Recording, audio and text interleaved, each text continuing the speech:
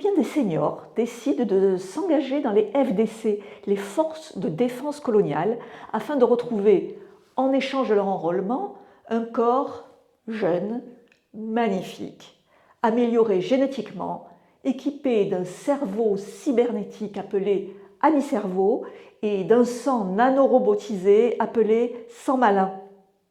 Humour militaire. Leur peau est désormais verte.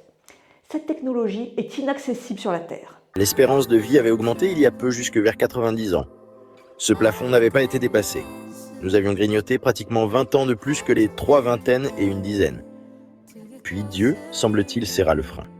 On peut vivre plus longtemps et on vit plus longtemps, mais on n'en vit pas moins ces années comme des vieillards. Pas grand-chose ne change en ce domaine.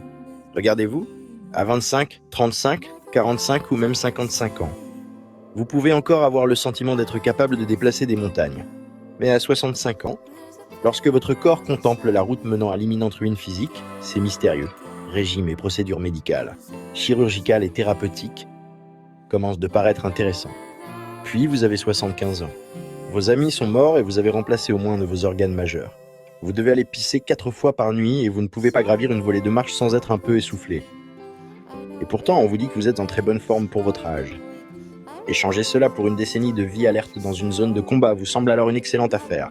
Surtout parce que, si vous ne le faites pas dans une décennie, vous aurez 85 ans et alors, la seule différence entre vous et un raisin sec sera que, si vous vous retrouvez tous les deux ridés et sans prostate, le raisin, lui, n'en a jamais eu.